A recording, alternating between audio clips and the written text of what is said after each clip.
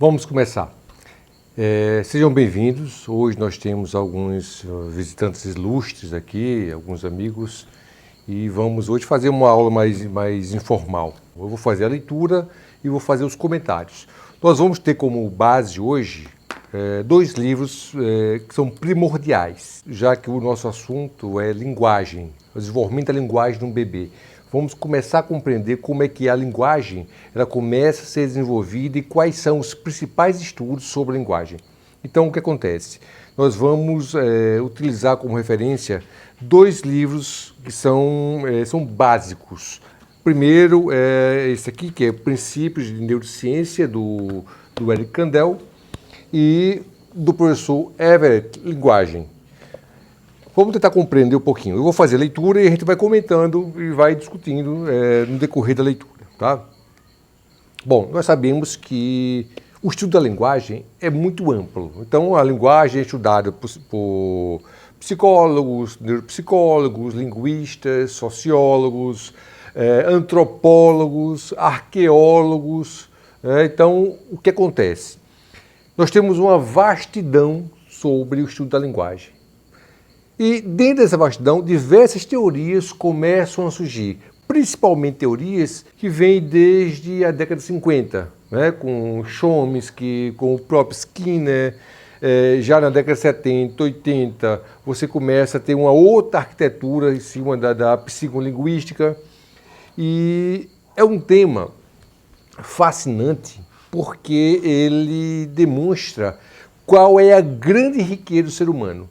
Como a linguagem é estruturada. A linguagem é inata ou a linguagem não é inata?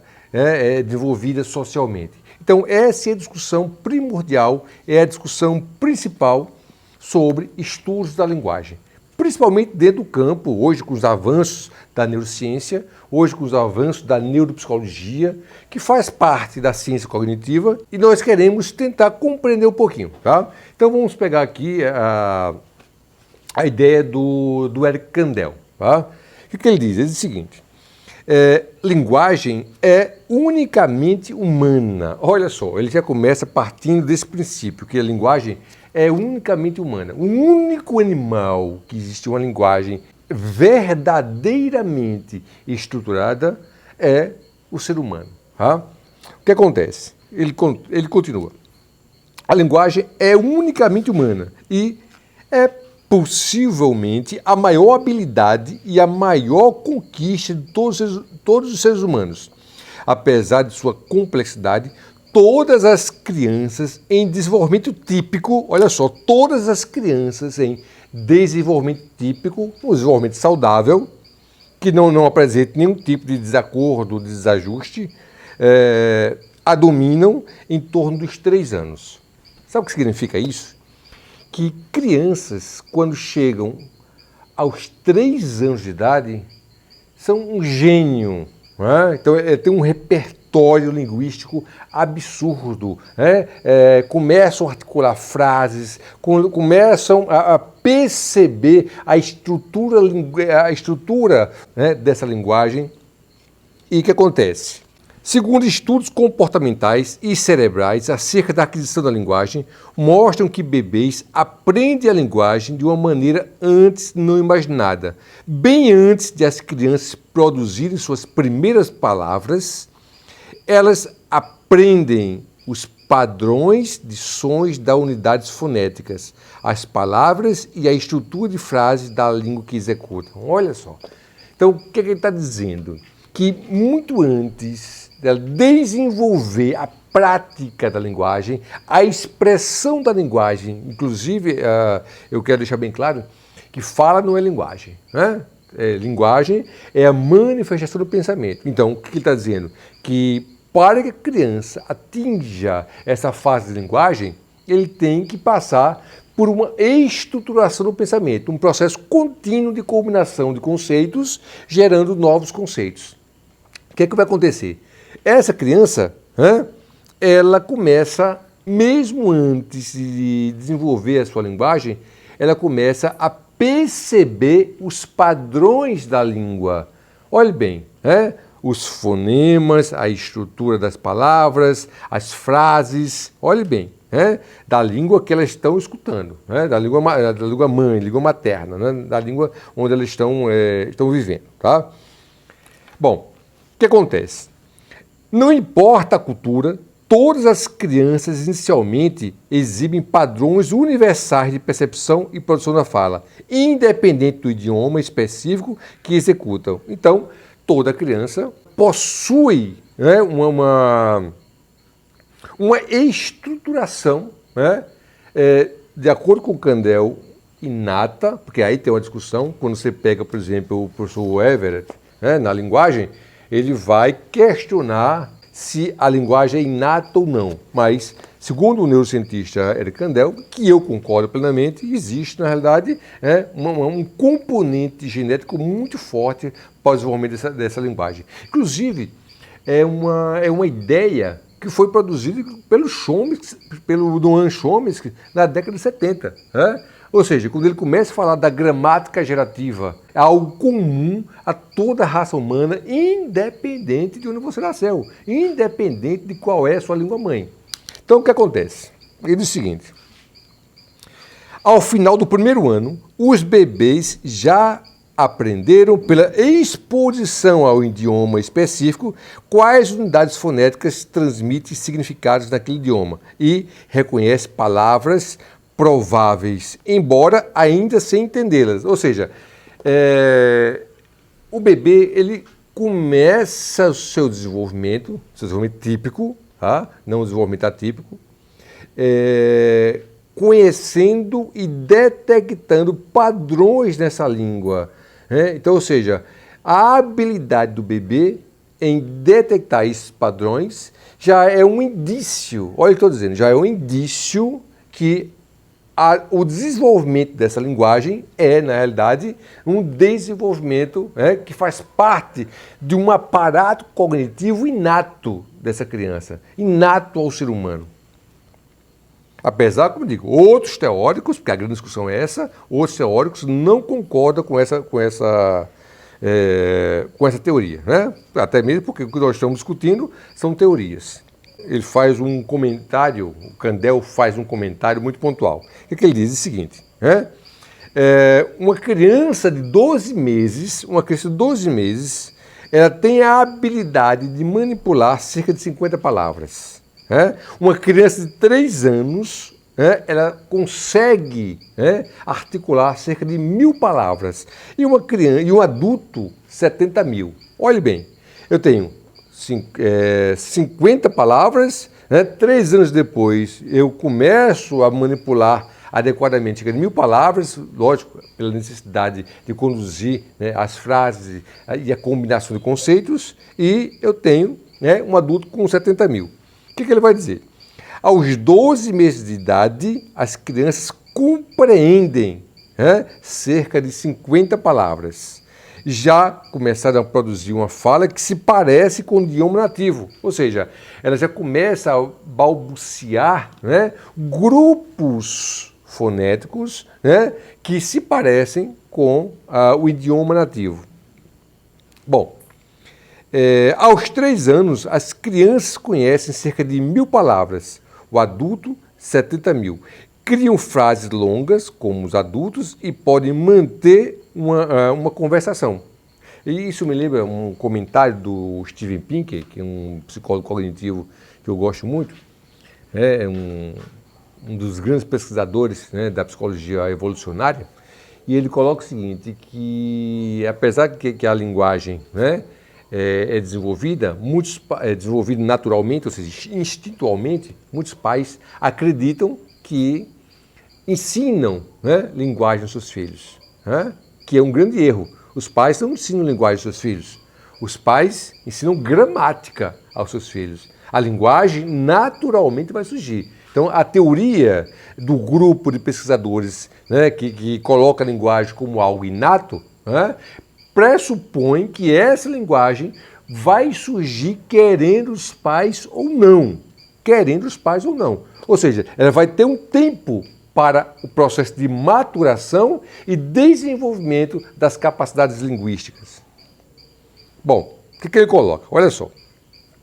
E aí ele vai dizer que vai fazer um contraponto, né, com a teoria do Skinner, porque o Skinner não acredita na capacidade inata para o desenvolvimento da linguagem. Ele vai dizer o seguinte, né, em 1957, o psicólogo behaviorista Skinner propôs que a linguagem é adquirida pelo aprendizado. Em seu livro O Comportamento Verbal, Skinner argumenta que a linguagem, como todo comportamento animal, é um comportamento aprendido, que se desenvolve nas crianças em função do reforço externo e da modelagem parental cuidadosa. E aí vem a grande sacada do Cadell sobre o Skinner. Olha o que ele diz. De acordo com Skinner, as crianças aprendem a língua como um rato aprende a apertar uma alavanca, pelo monitoramento e pelo gerenciamento de contingências e recompensa, né? Ou seja, a contingência de estímulos, né? Então o que acontece? O contraposto isso, o que nós chamamos o estudo da psicolinguística, né? Então você pega o Noam Chomsky. Isso ainda na década de 50 e década de 60, Chomsky contradiz toda a perspectiva do Skinner. Ele diz o seguinte: o inatista Chomsky, ao escrever a revisão do comportamento verbal do Skinner, certo? Assumiu uma posição bem diferente. Chomsky afirmou que o tradicional aprendizado por reforço tem pouco a ver com a capacidade do ser humano em adquirir uma linguagem. Em vez disso, todo indivíduo tem uma faculdade de linguagem inata. Olha que teoria, né?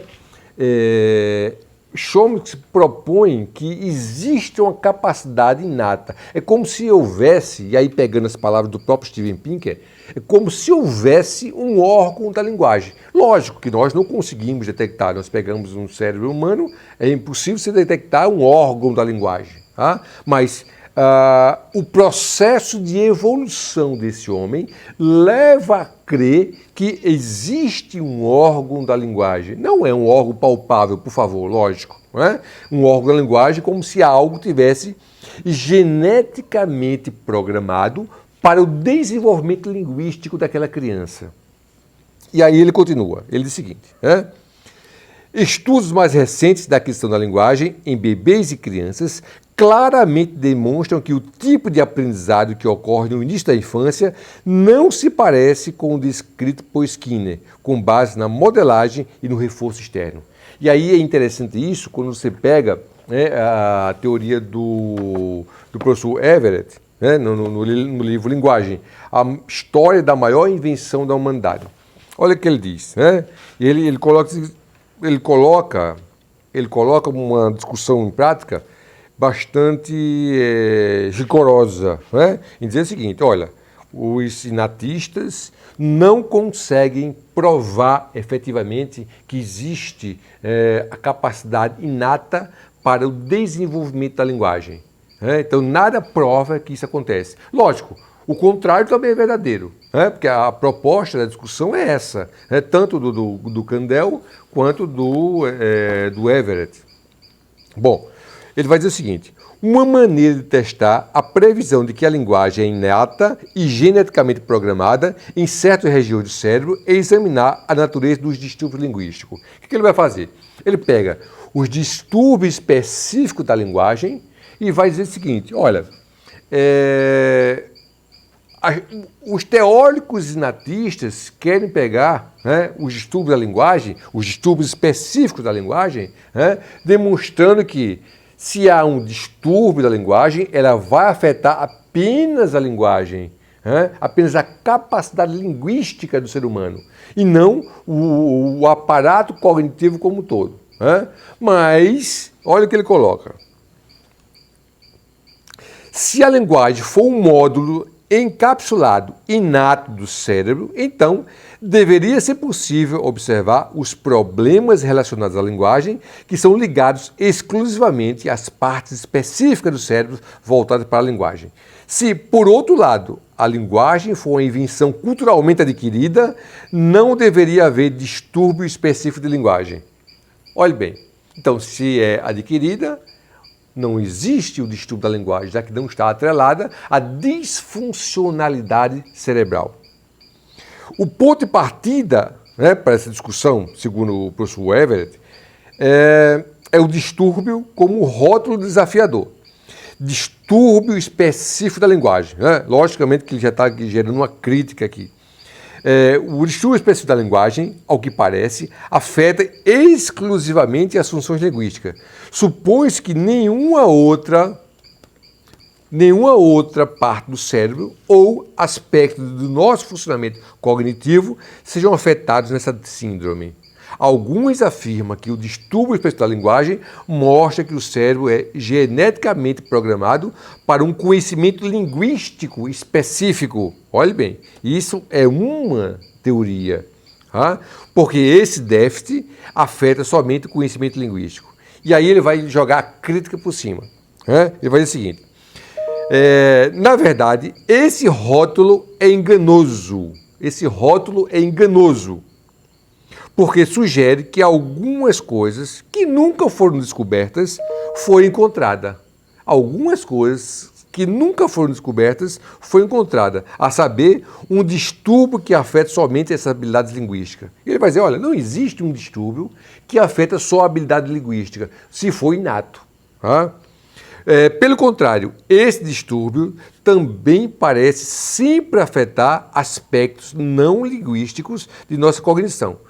Portanto, independentemente da qual seja a natureza dessas deficiências, elas não são específicas da linguagem. Né? Mesmo se os distúrbios específicos da linguagem existissem de maneira como é descrito, isso não indicaria que existe uma parte do cérebro geneticamente programada por genes da linguagem, como os inatistas acreditam. Né? Então, eu tenho aqui duas perspectivas. Uma perspectiva neurocientífica evolucionária, né, de uma psicologia evolucionária, ou de uma neuropsicologia cognitiva, né, que acredita que o cérebro, né, durante o seu processo de maturação, né, e seu processo de evolução também, ele tem um mecanismo inato para o desenvolvimento da linguagem. Eu tenho o quê? Eu tenho um aparato cognitivo pronto para o desenvolvimento linguístico, né, dessa criança. Agora, é óbvio que a crítica do Everett realmente, né, vale a pena ser pesquisada, vale a pena ser aprofundada. Né? Por quê? Porque a crença dele, né, e é o ponto crucial, ele tem 30 anos de experiência, mais de 30 anos de experiência, né? Ele vai dizer o seguinte, mesmo que você queira correlacionar esses sintomas, né, no distúrbio específico da linguagem, biologicamente, geneticamente articulado, isso não significa muita coisa, porque não se tem como provar efetivamente que existe um gene da linguagem, por exemplo. Então a pergunta é, como a linguagem no bebê ela começa a ser desenvolvida no seu processo neurodesenvolvimento típico, no seu processo de neurodesenvolvimento típico. Né? Ou seja, será que esse bebê desenvolve a linguagem pela interação com a mãe, pela interação com o meio que ele vive, por uma interação familiar, ou será que ele desenvolve a linguagem porque inevitavelmente essa linguagem seria desenvolvida? Então essa é a base da discussão dos dois teóricos, tanto do Kandel quanto, né, do Everett. Né? Vamos voltar para o Kandel. Olha o que ele coloca.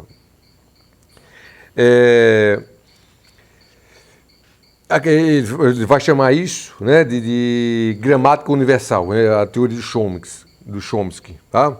Ele vai dizer o seguinte, todo indivíduo tem uma faculdade da linguagem inata que inclui uma gramática universal e uma fonética universal. A exposição a uma língua específica dispara um processo de seleção para essa língua. Né? Ou seja, é como se o aparato cognitivo estivesse preparado para o despertar, né, de uma estrutura linguística. Né? Bastava, né, que algo pudesse dar um start. E aí ele vai colocar o seguinte: bebês são especialmente bons em escutar mudanças acústicas e são capazes de distinguir unidades fonéticas de idiomas existentes no mundo. Olha só. A sensibilidade do bebê para, né, as questões de sons voltados para a linguagem é altamente complexo, isso nós sabemos. Mas ele faz a afirmação seguinte, né, que o bebê consegue distinguir unidades fonéticas dos idiomas existentes no mundo, né, mesmo antes de desenvolver a linguagem. É como se ele conseguisse, é como se tivesse uma estruturação pronta, né, para a compreensão, né, desse desenvolvimento linguístico, né, que é algo semelhante com o que o próprio Chomsky chama de gramática universal. Né? Eu digo semelhante no sentido de desenvolvimento preciso da linguagem.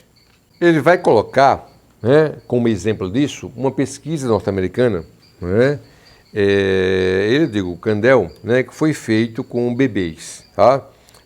A pesquisa se articulou da seguinte forma: bebês podem aprender os fonemas de uma língua não nativa aos 9 meses de idade. Foi a conclusão que a pesquisa chegou. Tá? Como foi estruturada a pesquisa? Tá? Foi dividido grupos de crianças. O primeiro grupo interagir com nativos de mandarim. Então ele pegou crianças americanas, né, e botou com uma interação, né, com falantes de mandarim, ou seja, com a língua de mandarim, chinês.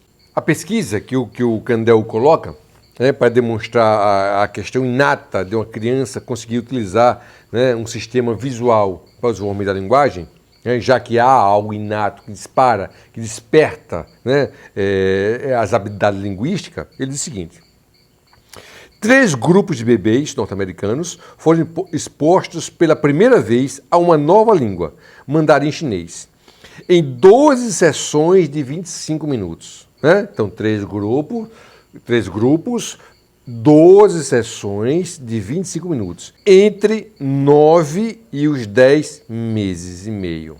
Né? Então, esse foi o grupo de crianças, 9 meses a 10 meses e meio. Um grupo interagiu com falantes nativos de mandarim, ao vivo. Um segundo grupo foi exposto ao mesmo material por televisão. E em terceiro grupo, ouviu apenas gravações. Né? Então, o que acontece? A ideia é o grupo 1, né, vai interagir diretamente com o falante de mandarim. Né? 12 sessões de 25 minutos. O outro com fitas e vídeos gravados, né, pela TV. E o outro apenas, né, com sons. 3 grupos. Tá? Um grupo controle passou por sessões similares, mas apenas em inglês. O desempenho na discriminação de fonemas em mandarim foi testado em todos os grupos após 11 meses. Apenas os bebês expostos a falantes de mandarim ao vivo discriminaram os fonemas de mandarins. Ou seja, os bebês expostos à televisão e a fitas gravadas não aprenderam e foram iguais aos controles que ouviram apenas em inglês. O desempenho de crianças norte-americanas expostas a falantes de mandarim ao vivo foi equivalente ao de crianças, né, de Taiwan, da mesma faixa etária, com experiências com o mandarim desde o nascimento. Então a pesquisa demonstra que, né, o rosto do falante influencia a percepção da fala. Olhe bem. Né? Então, o que é que você vai ter aí? Você vai ter uma criança, que ele chama de universalista, que tem a capacidade para o desenvolvimento linguístico. Mesmo uma criança que ainda com 9 meses não desenvolveu essa capacidade, ela não fala ainda, mas exposta à língua, ela tem a sensibilidade de perceber fonemas e reconhecer esses fonemas.